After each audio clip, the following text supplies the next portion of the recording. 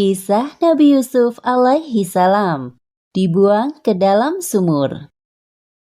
Kisah ini diceritakan dalam Al-Quran, surat Yusuf ayat 4 hingga 15. Ketika Yusuf kecil menceritakan mimpinya kepada Nabi Yakub, bertambah pula kecintaannya kepada Yusuf. Hal ini menimbulkan rasa iri dalam diri kakak-kakak Yusuf.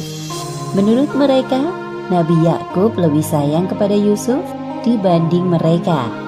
Atas dasar rasa iri karena perlakuan sang ayah, kakak-kakak Yusuf yang berjumlah 10 orang berencana untuk memisahkan sang ayah dengan Yusuf.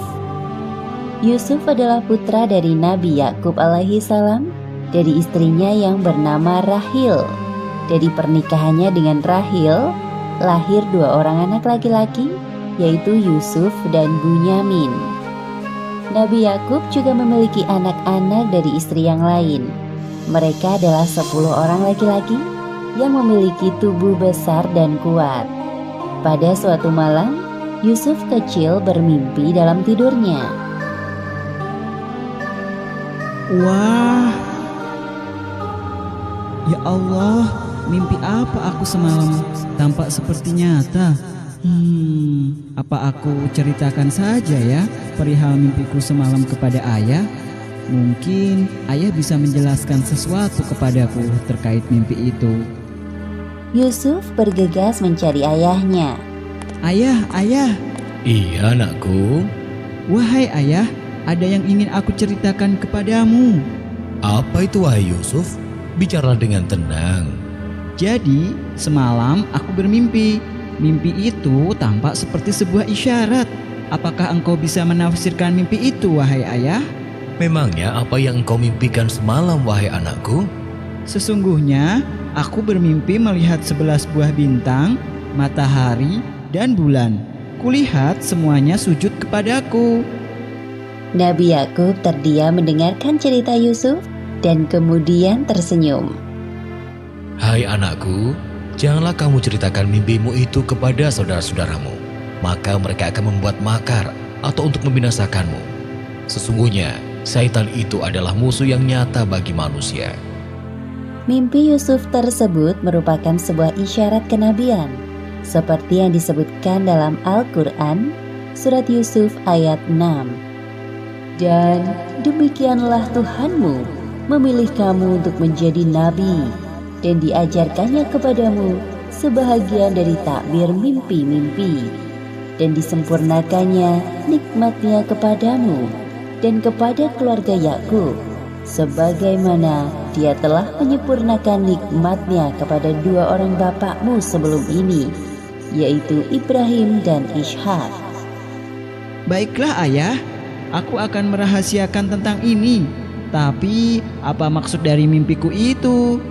Satu hal yang harus engkau ketahui, anakku, bahwa Allah telah menyiapkan kehidupan yang mulia untukmu kelak. Nabi Yakub mencium kening Yusuf dengan penuh rasa cinta. Setelah peristiwa itu, kecintaannya kepada Yusuf semakin bertambah.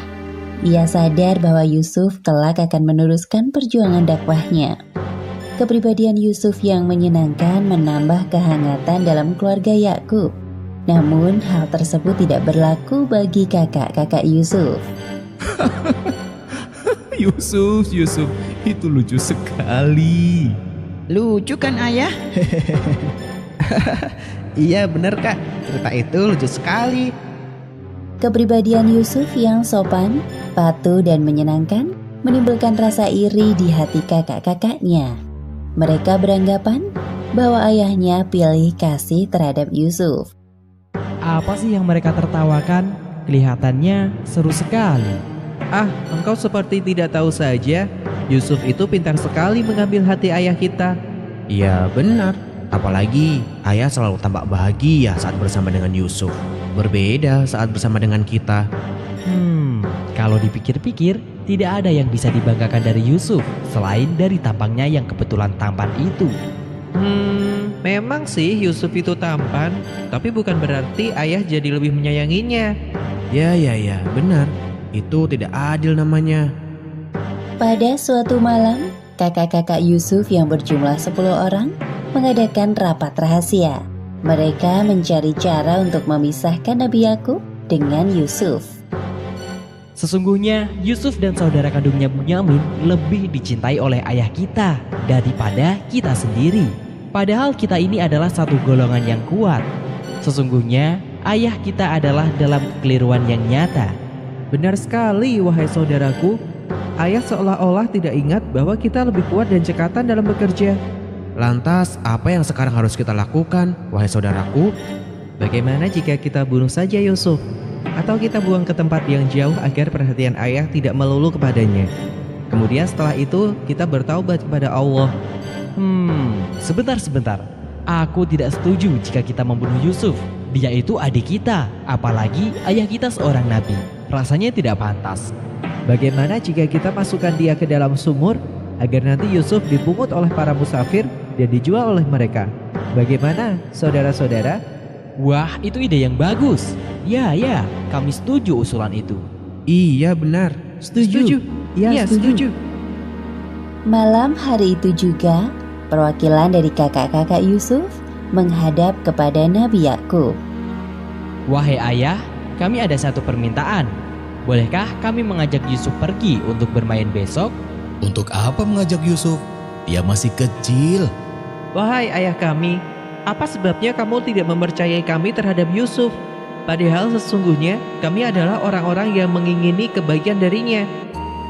Sebenarnya timbul kecurigaan di dalam benak Nabi Yakub.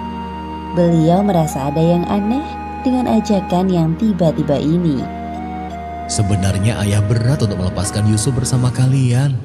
Biarkanlah ia pergi bersama kami besok pagi, agar dia dapat bersenang-senang dan dapat bermain-main, dan sesungguhnya kami pasti menjaganya. Nabi Yakub masih saja terdiam. Beliau punya firasat buruk tentang kakak-kakak Yusuf yang bisa saja mencelakai adiknya. Sesungguhnya kepergian kamu bersama Yusuf amat menyedihkanku. Dan aku khawatir kalau dia dimakan serigala, sedang kamu lengah daripadanya. Jika ia benar-benar dimakan serigala, sedang kami golongan yang kuat, sesungguhnya kami kalau demikian adalah orang-orang yang merugi. Benar yang dikatakannya, wahai ayah, engkau tidak perlu khawatir. Kami ini bersepuluh akan menjaga Yusuf dengan baik. Baiklah, kalau begitu, aku izinkan Yusuf ikut bersama kalian. Jaga diri kalian baik-baik. Keesokan harinya, Semoga Allah SWT selalu menjaga anak-anakku dimanapun mereka berada. perjalanan pun dimulai. Kak, kita ini mau kemana? Kenapa tidak sampai-sampai dari tadi? Sudahlah Yusuf, bersabarlah. Sebentar lagi kita juga sampai. Nanti puaslah engkau bermain di sana. Baiklah. Yusuf sangat berhati mulia. Tidak ada prasangka buruk dalam hatinya. Bahwasanya saudara-saudaranya telah menyiapkan rencana jahat. Perjalanan tiba-tiba berhenti. Wahai Yusuf, tahukah engkau maksud kami sebenarnya membawamu ke tempat ini? Ada apa ini? Telah lama kami menantikan hari bahagia ini. Apa maksudnya, Kak? Aku tidak tahu apa-apa. Setelah ini engkau akan tahu. Cepat, lepas bajunya. Jangan, Kak. Apa salahku? Semenjak engkau lahir, ayah mengabaikan kehadiran kami dan semua itu adalah kesalahanmu, wahai Yusuf. Cepat, ikat tangannya. Itu sama sekali tidak benar, Kak. Ayah sangat menyayangi. Belum selesai Yusuf membela dirinya, kakak-kakaknya memasukkannya ke dalam sumur.